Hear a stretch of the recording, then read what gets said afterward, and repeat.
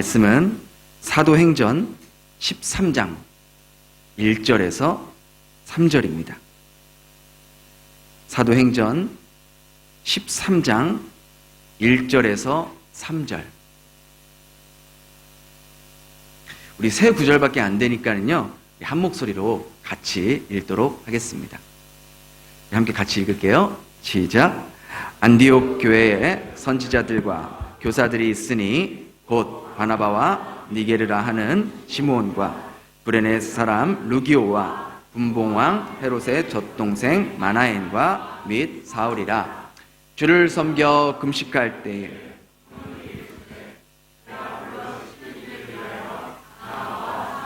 따로 세우라 하시니 이에 금식하며 기도하고 두 사람에게 안수하여 보내니라. 아멘. 죄송한데 물 한 잔만 좀 부탁드리겠습니다.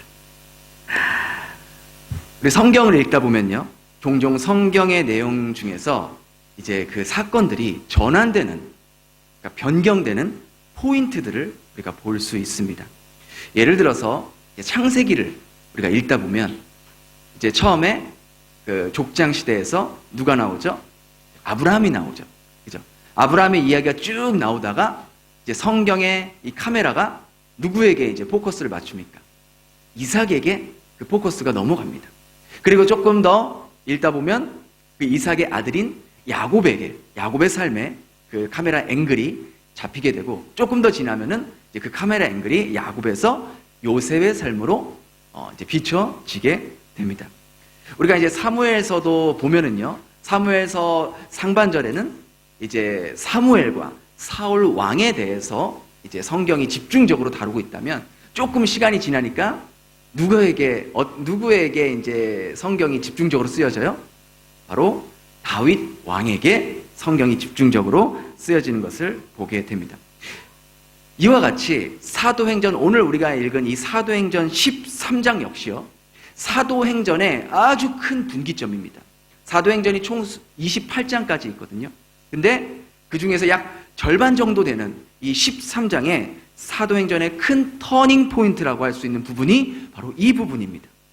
그동안 이 사도행전의 카메라 앵글은 초대교회와 초대교회의 리더였던 이 베드로에게 집중되어 있었는데, 이 13장부터 그 카메라 앵글이 초대교회에서 이제 안디옥 교회, 이방 교회로, 사도 베드로에서 이제 사도 바울로, 이 성경의 배경도 예루살렘에서 이제 로마 전체 지역으로 성경 카메라의 앵글이 이렇게 옮겨지게 됩니다. 이것은요, 이미 예수님께서 제자들에게 말씀하셨던 이것, 우리 한번 사도행전 1장 8절 한번 같이 읽어볼까요? 시작. 성령이 너희에게 임하시면 너희가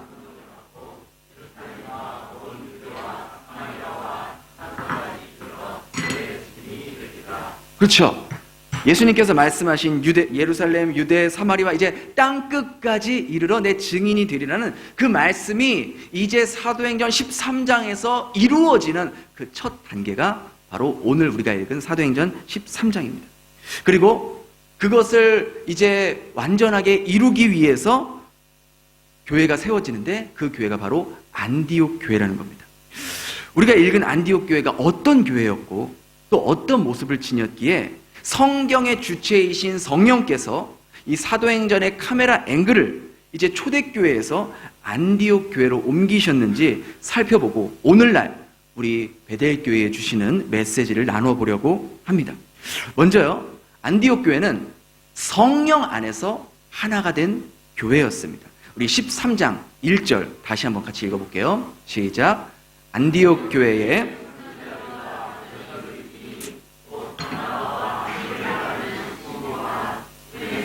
루기오와 분봉왕 헤롯의 젖동생 마나엔과 사울이라. 그러니까 이제 그냥 1절에 보면은요, 뭐 쭉 명단들이 나오는 것 같지만 사실 이 명단들은 안디옥 교회의 목회자들이었습니다. 오늘날로 말하면 지도자들의 명단이었습니다. 안디옥 교회는 5명의 목회자가 공동 목회를 하는 좀 되게 특별한 교회였습니다. 그런데 이 지도자들을 하나하나 살펴보면요, 결코 이게 5명이 나오는데 이 5명이 함께 섞일 수 없는 배경을 가진 사람들이 안디옥 교회에 공동 목회를 하고 있었던 겁니다. 자, 가장 먼저 이제 맨 먼저 기록된 누가 기록되어 있어요?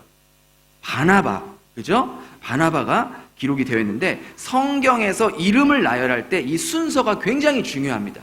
이 순서는요, 그 이름의 순서는 그 사람의 영향력과 중요성을 나타내는 거예요.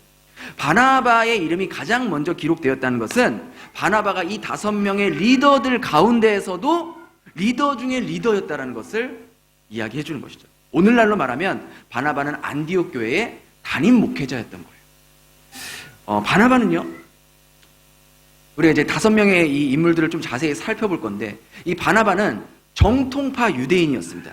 레위 출신의 유대인이었어요. 그리고 여러분도 잘 아시다시피 이 바나바는 사도들 발 앞에 자신의 그러한 재산을 팔아서 사도들 발 앞에 헌물함으로써 필요한 그런 이제 그때 초대교회 어려운 성도들에게 도와달라고 자발적으로 그렇게 헌금을 한 정통파 유대인이었습니다. 그리고 어느 정도 재산도 보유하고 있었던 좀 부자였어요. 그런가 하면 두 번째 나오는 이 시므온이라는 두 번째 리더는 니게르라는 시므온인데, 본문에서는요, 이 시므온의 어떤 나이, 학력, 직업, 그 어떤 정보에 대해서도 말해주고 있지 않아요. 단지 그가 니게르라 하는 시므온이라는 것만 밝혀주고 있습니다. 이 니게르라 하는 단어는요, 라틴어로 검다라는 뜻입니다. 검다. 그러니까 즉 흑인이었다는 거예요, 시므온은. 그래서 여기에서 파생된 이 니게르가 파생된 영어가 니그로라는 단어예요. 그러니까 우리가 이렇게 뭐 좀 흑인들을 비하할 때 이제 영어권에서 쓰는 말이 이제 니그로라는 말을 쓰거든요. 그러니까 여러분 생각해 보세요. 물론 지금 많이 변했다고 하더라도 흑인들이 많이 이렇게 인종차별을 받고 있습니다. 근데 2000년 전 그 로마 제국 시대에서 흑인들은요, 거의 대부분 노예였어요. 노예 출신이었다. 이 시므온도 분명 노예 출신의 흑인이었을 겁니다. 그러니까 로마 사람들에게는 물론이고 다른 식민지 사람들에게도 무시받던 그런 하층 계급의 사람이었던 것이죠. 세 번째 지도자는 이 구레네의 루기오라고 합니다. 구레네. 이 구레네는 지금의 리비아입니다. 리비아. 그래서 루기오는 그가 구레네 출신이라는 것을 제외하면 그 어떤 것도 내세울 것이 없는 그런 무명의 이방인에 지나지 않았던 그런 사람이었어요. 그리고 네 번째 지도자가 굉장히 특이한데요. 이 마나엔이라는 사람인데 바로 분봉왕 헤롯의 젖동생이라고 합니다. 여러분, 여기서 지금 나오는 헤롯은요, 우리가 잘 알고 있는 그 침례 요한의 목을 뱉던 그 헤롯입니다. 헤롯 안디바, 헤롯 안티파스, 그 헤롯입니다. 그 헤롯의 젖동생이래요. 이제 이 젖동생이라는 이 단어가, 우리말로 번역된 이 젖동생이라는 단어가 한 어머니의 젖을 먹고 자란 형제라는 의미도 있고요. 또 한 가지 의미는 어린 시절부터 함께 자란 중마고우라는 뜻도 있다고 합니다. 어느 쪽이든 이 마나엔은 헤롯의 젖동생이라고 불려졌다는 것은 마나엔 역시 헤롯 가문의 사람이라는 것과, 헤롯 가문은 왕의 가문이었잖아요. 분봉 왕이었지만, 그 로마 이제 황제가 지명하는 왕이었지만, 어찌됐든 왕의 가문이었던 고위 계급에 속했던 사람인 겁니다. 그런데 이런 마나엔이 안디옥 교회의 지도자가 될 수 있는 게 굉장히 놀라운 사실이고 이례적이라는 거예요. 그 당시요, 유대인들을 포함해서 이 팔레스타인 지역에 살고 있던 식민지 사람들은 로마 제국의 하수인이었던 이 헤롯 가문의 잔인함과 교활함을 누구보다 잘 알고 있었어요. 헤롯 가문의 사람들은요, 이 유대인들에게는 뭐 말할 것도 없고 팔레스타인들에게 살아가는 사람들에게 증오와 분노의 대상이었던 사람들이 바로 이 헤롯 가문의 사람들이었던 거예요. 오늘날로 말하면요, 이 헤롯과 헤롯 가문은 우리나라로 이제 따지면 일제 강점기 시절에 나라를 팔아먹었던, 처벌받아 마땅한 그런 이완용과 같은 매국노였던 그러한 사람입니다. 그런 매국노 출신의 헤롯 가문의 이 마나엔 역시 안디옥 교회의 지도자가 되었다는 것 자체가 굉장히 놀라운 일이죠. 그리고 마지막으로 누구를 소개합니까? 바로 우리가 잘 알고 있는 이제 사도 바울, 이 바울의 그 전 이름이었던 이 사울이 이제 소개가 되고 있습니다. 이 사울은요, 여러분 잘 알다시피 초대교회를 엄청나게 박해했던, 핍박했던, 예수 믿는 자들을 잡아서 다 죽였던 그러한 초대교회의 대적이었던 겁니다. 이렇게 안디옥 교회의 지도자들의 이 하나하나를 따져보면요, 배경과 출신들을 보면 이 바나바를 제외하고는 교회의 지도자가 되기엔 너무나도 다 부적합해 보이고, 더 큰 문제는 이 5명이요, 출신도 다르고 국적도 다르고 서로 너무너무 달랐기 때문에 이 안디옥 교회를 함께 섬기는 리더자로 모아놓기에는 그 자체가 불가능한 일인 것처럼 보인 거죠. 이 안에 여러분 보십시오. 지금 이 5명의 그룹 안에는요, 노예 출신의 시므온과 왕족 출신의 마나엔이 함께 있습니다. 그런가 하면 이방인이라고 하면은 개처럼 짐승처럼 여겼던 골수분자 유대인이었던 사울과 이방인 출신 루기오가 함께 있습니다. 이들은요, 마치 물과 기름처럼 섞이지 않을 것 같은 그런 사람들끼리 지금 모아놓은 거예요. 그럼에도 불구하고 이들은 안디옥 교회를 함께 목회할 수 있었던 것은 바로 성령 안에서, 그들이 그리스도 안에서 하나가 되었기 때문이라는 것이죠. 그리스도 안에서 하나가 되었다는 것이 무엇을 의미합니까? 그것은 개개인이 예수 그리스도께서 나의 죄를 위해 죽으시고 나를 살리기 위해 십자가에 못 박히셨다는 사실을 고백하고 또 나를 위해 부활하셨다는 것을 믿는 그 믿음 위에 함께 모여 교회의 주인은 사람이 아니라 예수 그리스도라는 것을 분명히 했기 때문에 그들은 출신이 다르고 배경이 다르고 모든 것이 달라도 함께 안디옥 교회를 공동 목회를 할 수 있었던 것이죠. 그러하기에 신분, 나이, 출신, 직업, 인종을 뛰어넘어 함께 섬길 수 있는 그러한 기반이 갖춰졌던 것입니다. 여러분 생각해 보세요. 2000년 전 예수님 곁에도요, 이렇게 양극단의 사람이 예수님 제자 가운데에도 함께 있었습니다. 여러분, 예수님의 12제자 중에 열심당원 시몬이라는 사람이 있을 겁니다. 시몬 베드로 말고 또 시몬이라는 사람이 있었어요. 근데 이 사람은 열심당원이라고 소개하고 있습니다. 열심당원이라고 하면요, 그 당시에 로마의 압제 속에서 유대인들의 독립운동을 위해서 과격한 무력마저도 서슴지 않았던 사람들을, 그러한 파들을 열심당원파라고 이야기했습니다. 그의 반면에 또 누가 있었습니까? 세리 마태가 있었어요. 이 세리 마태는요, 로마 제국의 반대로 로마 제국에 빌붙어서 동족들에게 악착같이 피 같은 혈세를 뜯어내는 불의한 자였던 것이죠.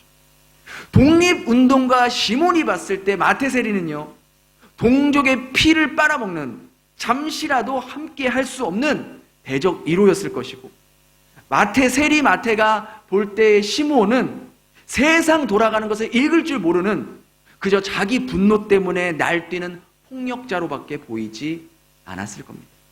이렇게 서로를 적이라고 생각했던 이 두 부류의 사람들이 예수님 안에 함께 있었다라는 거예요. 그뿐만이 아니죠. 예수님 곁에는 비천한 갈리 출신의 어부 베드로가 있었는가 하면, 그 당시 고위 계층 그룹인 사내들인 공회의원, 지금으로 말하면 국회의원이었던 아리마대 요셉도 예수님을 따랐던 것이죠. 이처럼 주님 곁에는 서로 너무나도 극단적인, 상종하고 싶지 않은 사람들이 함께 모여 있었던 거예요. 이렇게 서로 신분이 다르고 출신이 다르고 계급이 다른, 어울리지 않을 것 같은 이러한 사람들이 함께 있을 수 있고, 함께 있을 뿐만 아니라 서로가 하나의 목적을 가지고 함께 마음을 모으고 힘을 모을 수 있었던 이유가 무엇이었냐라는 것이죠. 그것은 남녀노소, 빈부 귀천, 인종, 출신, 학벌, 계급, 직업, 그 모든 것을 뛰어넘은 모든 인류를 구원하시기 위해 오신 예수 그리스도를 인함이었다는 사실을 그들은 알고 있었다는 것이죠. 예수님은요, 십자가에서 당신이 죽으시기 직전에 이제 더 이상 제자들과 육체적으로, 물리적으로 함께 있지 못할 것을 아셨기 때문에 요한복음 17장에서 이렇게 제자들을 향해서 기도하셨어요. 우리 요한복음 17장 11절 한번 같이 읽어보도록 하겠습니다. 시작. 나는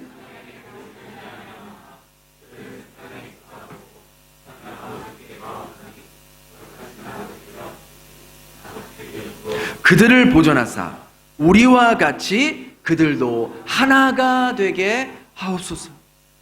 주님께서는 주님의 교회에 이미 이제 이런 안디옥 교회나 이런 비슷한 교회들이 앞으로 세워질 것을 예수님은 이미 아셨죠.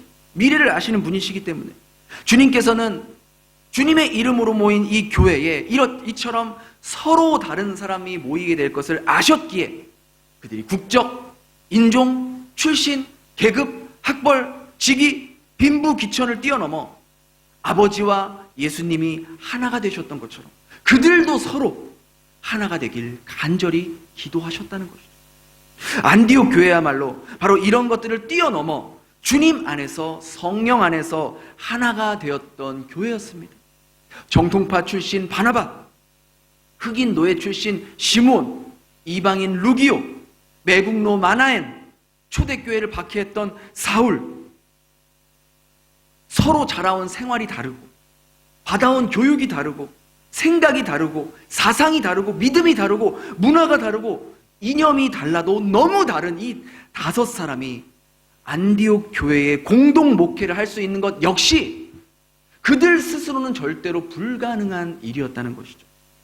가난하든지 부유하든지 유대인이든지 외국인이든지 지위가 높든 낮든 남녀노소 할 거 없이 모든 사람을 위해 십자가를 짊어지시고 구원하신 그 예수님의 사랑으로 말미암아 그들은 모든 것을 초월해 한 마음 한 뜻으로 안디옥 교회를 섬길 수 있었고, 하나님은 그들의 그런 모습을 통해서 수많은 사람들을 주님께로 돌아오게 하셨고, 세계 최초로, 교회 역사 최초로 선교사를 파송하는 제1호 교회가 되었던 것이죠.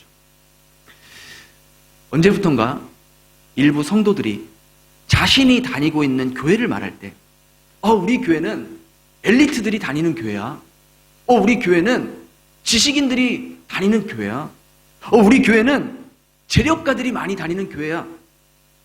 라고 말한다면 그 교회와 그 성도는 예수님께서 왜 이 땅에 내려오셨는지, 그리고 누구를 위해 십자가를 지셨는지 전혀 알지 못하는 그저 자신들만의 종교 집단이라는 것을 자인하는 셈입니다. 혹시 여러분에게도 그런 선입관이 있습니까? 저런 사람은 절대 우리 교회 오면 안 돼. 우리 베델교회 보내지 말고 저기 다른 A 교회 보내. 그래서 분란 일으켜서 그렇게 만들어. 아니면 절로 보내. 대한정사로 보내버려. 저 사람은 사기꾼이야. 저 사람 알코올 중독자야. 저 사람 도박 중독자야. 저 사람 전과가 있는 사람이야. 라면서 우리 스스로 교회의 벽을 높이고 있진 않습니까? 또 그런가 하면 저 사람 성격이 이상해. 생각하는 게 이상해. 저 사람은 나하고 너무 안 맞아. 믿음이 이상해. 라고 하면서 함께 신앙생활하고 있는 사람들조차 밀어내고 외면하고 관계도 가지지 않으려고 하지는 않았습니까?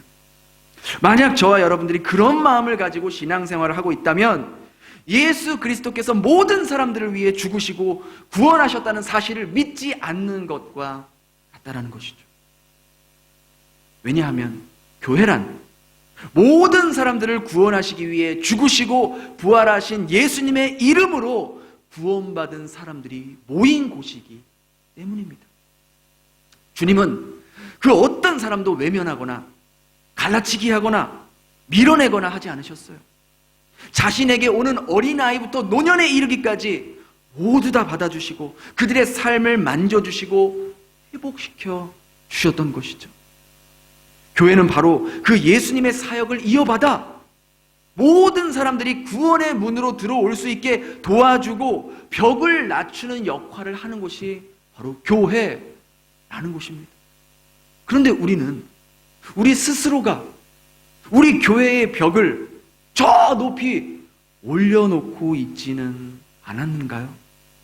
우리 스스로 이런저런 기준을 만들어 놓고 우리 스스로 이런저런 선입견과 마음의 벽을 높이 쌓아두고 그 기준을 충족시키지 못하면 우리와 어울릴 수 없어. 우리 그룹에 들어올 수 없어. 이렇게 외면하고 밀어내고 있지는 않았나요? 그냥 난 우리들끼리만 좋아. 난 집사님들끼리만 있는 게 너무 좋아. 다른 사람 오는 게 너무 불편해. 아마 우리 집사님들은 그러지 않으시겠죠. 그런데 혹여나 그런 마음이 있다면 정말 예수님이 이 땅에 왜 오셨는지를 분명하게 모르고 있는 거예요. 마음의 위로를 받기 위해 힘들게 발걸음을 나선 그 사람들에게 오히려 우리가 마음의 상처를 주고 보내고 있지는 않습니까? 전 세계 사람들에게 존경받는 기독교 작가 필립 얀시의 놀라운 하나님의 은혜라는 책에는 이런 일화가 담겨져 있습니다. 하루는 한 창녀가 상담사로 일하는 목사님을 찾아왔습니다. 그녀는 집도 없고 가난하고 몸도 병들고 그랬지만 마약으로 중독되어서 매일매일 자신의 몸을 팔아 그 번 돈으로 마약을 또 사고 그렇게 생활했습니다. 심지어 자기의 딸도 성매매 수단으로 이용해서 마약을 사고 있다는 것을 듣게 되었습니다. 그런데 그녀도 자신의 이런 삶을 끊고 싶어서 도움을 청하러 왔다고 합니다. 그 상담사는 뭐라고 조언을 해줘야 될지 몰랐던 거예요. 그래서 아주 조심스럽게 이렇게 이야기했습니다. 혹시 교회에 가서 도움을 청해 본 적 있으십니까? 그렇게 이야기하자 이 그녀가 정색을 하면서 얼굴이 싹 바뀌면서 교회요? 거긴 뭐 하러 가요? 안 그래도 비참해 죽겠는데 거기 가면 더 비참해져요. 그 말을 들은 이 상담사가 지금 우리 시대의 교회의 모습이 이런 모습으로 비춰지고 있구나라는 마음으로 너무나도 안타까워했다라는 것이죠. 분명 2000년 전 예수님 곁에는 이러한 창녀들, 죄인들, 병자들 찾아왔습니다. 그들은 예수님을 오히려 피하지 않았어요. 오히려 예수님을 피난처로 삼고 예수님께 달려왔습니다. 그런데 예수님의 사역을 이어받은 교회에는 더 이상 그러한 사람들이 오지 않는다는 거예요. 사람들에게 외면당하고 손가락질 당하고 수군거림을 당하는 사람들이 새로운 출발을 하고 싶어서 옛날 삶을 청산하고 싶어서 교회를 찾아와도 교회는 더 이상 그들을 환영하지 않는다는 겁니다. 무엇이 문제일까요? 교회가 모든 사람들의 구원을 위해 열려있는 주님의 통로의 역할을 해야 함에도 불구하고 교회 스스로 그 담벼락을 높이고 벽을 세워서 자기들만의 종교 집단, 종교 모임으로 전락해 버렸기 때문이라는 것이죠. 그러한 측면에서 우리 베델교회는 누구든지 들어올 수 있어야 한다는 거예요. 사기꾼도 들어올 수 있어야 돼요. 창녀도 들어올 수 있어야 돼요. 술주정뱅이, 도박꾼, 전과범 누구든지 들어올 수 있어야 한다는 것이죠. 제가 예전에 베트남 경찰서에서도 이렇게 통역을 했는데 그때 그 사람들 이제 범죄를 지은 사람들의 이 죄수복을 봤어요. 죄수복. 베트남 죄수복을 이제 그때 처음 보게 됐는데 이러한 죄수복을 입었는데 이 뒤에 글씨에 뭐라고 이렇게 옷 뒤에 이런 글씨가 박혀 있는 거예요. 팜년이라고. 팜년. 욕 아니에요. 팜년. 이게 뭡니까? 무슨 뜻이에요? 우리 베트남 전공자들이 여기 너무 많네. 팜년. 죄인이라는 뜻이에요. 범인, 죄인. 팜이 이제 범죄할 범자거든요. 연이 이제 사람 인자고. 그래서 범인, 이제 죄인이에요.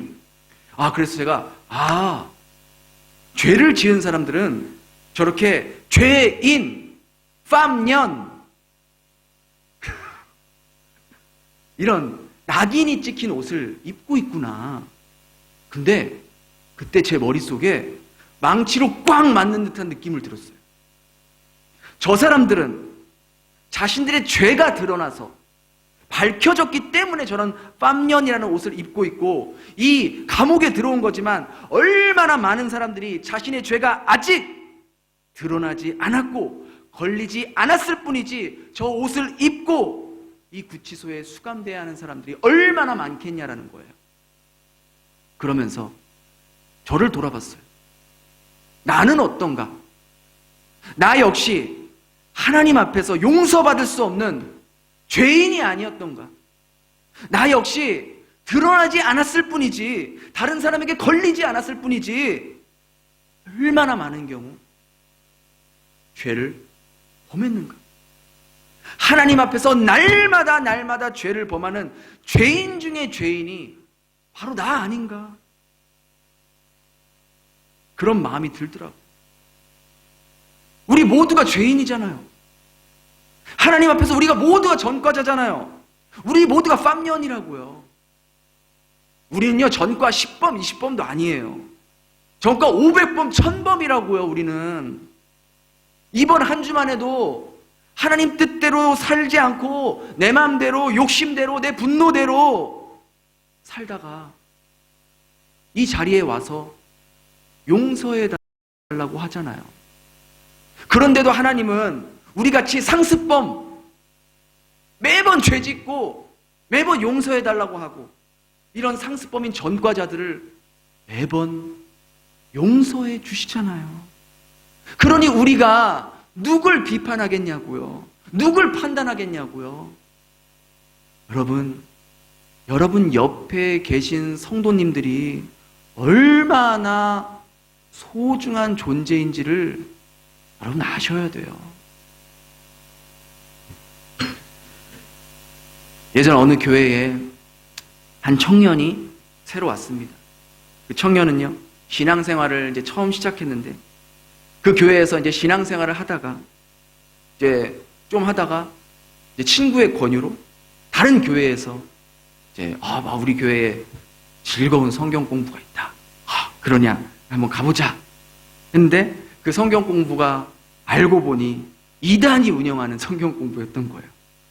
이 청년이 한 일주일 정도 거기서 열심히 공부하고, 이야, 여기가 진짜 진리다. 여기가 진짜 복음이다. 잘 가르쳐 주는구나. 라고 생각했어요. 이단이 여러분 엄청 빡세게 공부시키잖아요. 여러분 그거 아세요? 우린 그걸 좀 배워야 돼요. 이단한테 배울 것도 있다니까요. 진리를 배우는 일에 우리 좀 빡세게 좀 합시다. 그렇잖아요. 이단도 저렇게 하는데 진짜를 갖고 있는 우리는 느슨하게 해서 되겠습니까? 그래서 그 청년이 이제 기존에 다녔던 교회를 나가지 않고 이 이단 예배에 참석하기 시작한 거예요. 그런데 그 소식을 들은 어떤 교회 집사님이 그 청년을 만나서 몇 시간 동안이나 이야기하고 설득을 하는 거예요. 사실 아마 그 청년이 이미 마음이 떠나서 그 이단 쪽으로 향하고 있었거든요. 그래서 그 집사님이 그러면은 한 번만 목사님을 만나서 함께 성경에 대해서 이야기해보라고, 그 후에 결정해라. 그 후에 네가 하고 싶은 대로 해라. 그러고도 마음이 안 붙기면 할 수 없다. 끝까지 설득을 하더라고요. 그래서 그 청년이 알겠다 하면서 그 교회 목사님 만나서 성경을 딱 펴놓고 성경을 읽으면서 이단이 왜 잘못되었는지 조목조목 하나하나 알려주셨어요. 정말 다행히 그 청년이 그렇게 깊이 빠져있던 상태가 아니어서 그 목사님의 이야기를 듣고, 이단의 오류들이 이런 것이었구나. 듣고 나니, 자기가 잘못된 것을 지금 배우고 있었구나. 내가 성경에 대해서 너무 몰랐구나. 라는 것을 깨닫고 그 이단에서 나오게 되었다. 그리고 그때부터 성경에 대해서 더 깊이 연구하고, 더 묵상하고, 더 나아가서 신학까지 공부하게 되어서 이제는 정말 올바른 진리를 가르치려고 노력하는 목회자가 되었다는 거예요.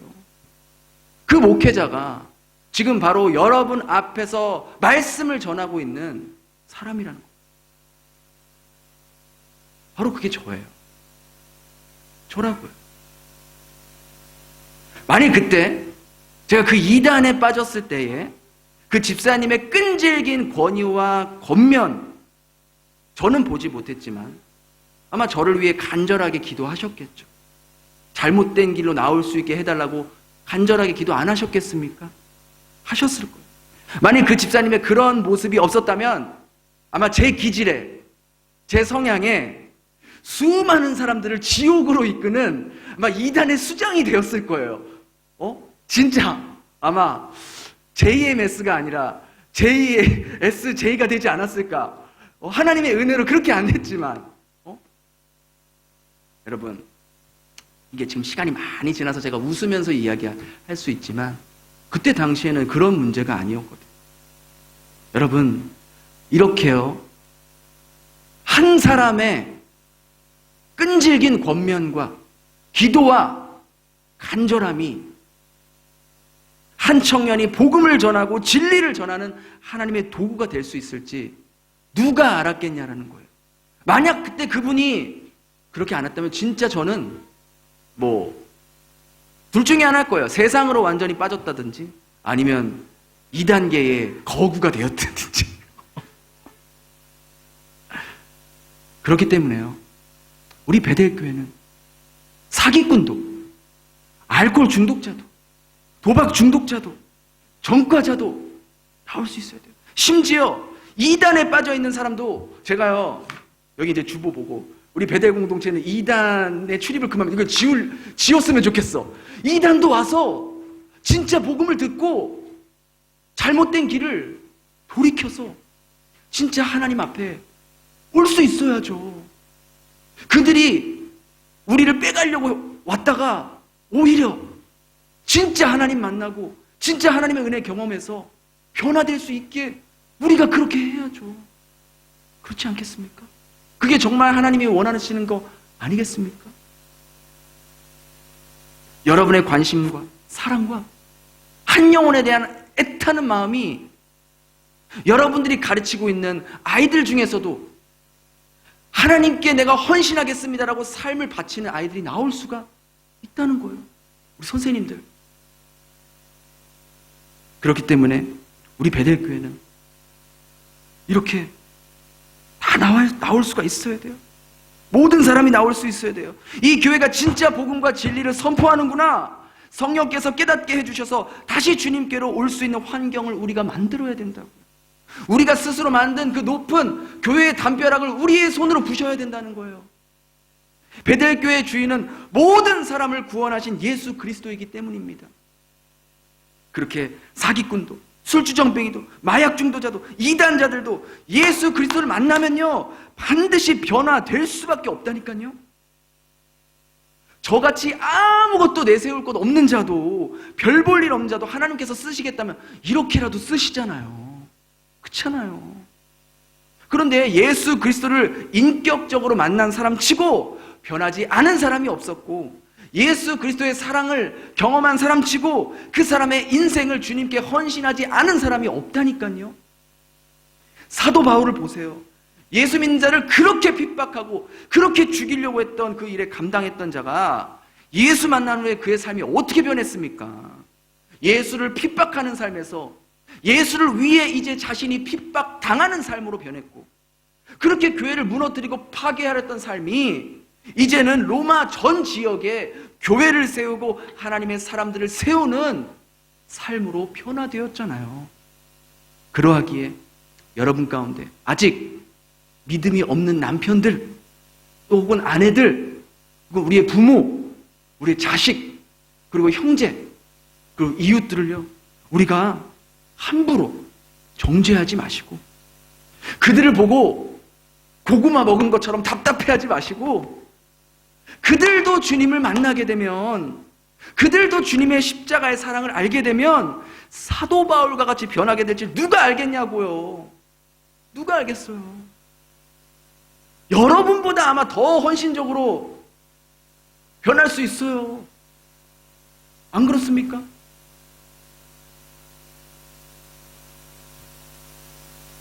그러니 그때까지 하나님을 인격적으로 만날 수 있도록 간절하게 우리가 기도하고 기다려주고 끝까지 사랑을 베푸는 그런 예수님의 마음으로 우리가 대해줘야 한다는 거예요. 또 그런가 하면 우리가 지금 이렇게 함께 신앙생활하고 있는 분들 중에서도 보면, 그러니까 일 열심히 하는 사람들이 일 안 하는 사람이 보이잖아요. 쟤는 시간도 펑펑 남으면서 딴 모임은 잘 나가는데 교회 와서 기도하라 그러고 뭐 좀 하자 그러면 바쁘다 그러고 왜 그러는지 몰라. 그러지 마세요. 그 사람도 예수님의 사랑에 대해서, 십자가의 의미에 대해서 성령께서 깨우쳐 주시는 날에 하지 말라 그래도 주님을 위해 내가 할 수 있는 일이 뭐가 있을까 찾아보게 될 것이고, 누가 시키지 않아도 예수님과 같이 다른 사람을 세우고 회복시키는 일에 자발적으로 동참할 거예요. 우리 솔직히 물론 우리 목사님들이 시켜서 하는 분도 계시지만, 내가 정말 나 같은 죄인을 구원해 주셔서 나도 뭔가 예배를 위해, 교회를 위해, 성도들을 위해 뭔가 나도 할 수 있는 게 없을까, 그런 마음으로 여러분들 다 자발적으로 섬기고 계시잖아요. 언제 내가 얼마나 큰 죄인인지, 내가 얼마나 큰 사랑을 받았는지 그게 진짜 느껴졌을 때 누가 시키지 않아도 내가 그렇게 움직여지게 된다고. 우리가 그때까지만 기다려주고 기도해주고 따뜻하게 해주면 되는 거예요. 그럼 성령께서 반드시 일하실 겁니다. 우리도 그랬잖아요. 우리는 뭐 처음부터 헌신했나요? 처음부터 우리가 언제 교회를 먼저 생각했나요? 그런데 성령께서 예수님의 그 구원의 은혜와 십자가의 사랑을 더 깊이 깨닫게 해주시니 다른 사람들의 필요가 눈에 들어오잖아요. 교회에 부족한 게 우리 눈에 들어오잖아요. 그 일에 헌신하는 기쁨도 주셨잖아요. 사랑하는 베델교회 성도 여러분, 2000년 전 예수님 곁에는 어부, 세리, 독립운동가, 국회의원, 부자, 거지, 정치인, 유대인, 외국인, 남녀노소 모두가 섞여서 예수님 곁에 있었다고요. 이처럼 주님께서 빈부귀천, 남녀노소 할 것 없이 모든 자에게 구원을 베푸신 주님이 아니었다면 저와 여러분은 구원받은 자의 모습으로 결코 이 자리에 앉아 있을 수가 없다라는 겁니다. 우리가 이 사실을 믿는다면 우리 마음 안에 있는 스스로 만들어 놓은 이 높은 담을 이제 허물어야 하지 않겠습니까? 세상의 불의와 악의에는 단호하게 대처하되 예수님 안에서 새롭게 살기를 원하는 사람이라면 그의 과거, 그의 학력, 그의 출신, 그의 직업, 그의 배경, 나이 상관없이 우리 모두 따뜻하게 한 영혼을 맞이해 줄 수 있는 그런 베델교회가 돼야 하지 않겠습니까? 그렇게 한다면 분명 성령께서 여러분과 여러분의 삶을 통해 죽어가는 생명을 회복시켜 주실 것이고 하나님의 일꾼들을 세워나갈 것이고, 그런 여러분들이 속한 이 베델교회는 점점 어두워져가는 이 세상 속에서 주님의 빛을 밝힐 수 있는 참된 교회, 주님께서 정말 원하셨던 이 시대의 안디옥 교회의 모습으로 세워져 가게 만드실 겁니다. 그렇게 주님의 통로로 사용되는 여러분의 삶과 우리 베델교회가 될 수 있기를 예수님 이름으로 축원합니다. 기도하겠습니다. 하나님 감사합니다. 오늘 말씀을 통해 안디옥 교회의 지도자들은 서로 다른 배경, 출신, 인종, 신분을 뛰어넘어 안디옥 교회를 함께 섬기고 영혼 구원을 위해 한마음이 되었음을 볼 수 있었습니다. 예수 그리스도께서 교회의 주인이고 교회의 머리라는 사실을 기억하며 모든 사람들을 구원하기 위해 십자가에서 죽으신 예수님의 그 사랑을 기억하고 계승하며 누구든지 교회 안으로 들어올 수 있고 누구든지 예수 그리스도 안에서 새로운 삶을 살고자 한다면 저희들의 삶과 베델교회가 주님의 도구와 통로가 될 것입니다. 저희 안에 가지고 있었던 편견의 벽과 스스로 만들어 놓은 이 교회의 벽들을 이 시간 무너뜨리게 하시고 나 같은 죄인 중에 죄인을 살려주시고 구원해 주신 것 같이 우리에게 맡겨주신 우리의 육신의 가족들, 또한 함께 신앙생활하는 영적 가족들 모두 저희들의 삶을 통해 주님을 만나고 변화된 삶을 살 수 있도록 인도하여 주시옵소서. 그래서 이 시대의 안디옥 교회와 같이 사람을 살리고 사람을 세우는 주님께 쓰임받는 교회와 저희들의 삶이 되게 하여 주시옵소서. 그렇게 저희 가운데 역사하실 주님을 기대하오며 예수님 이름으로 기도드립니다. 아멘.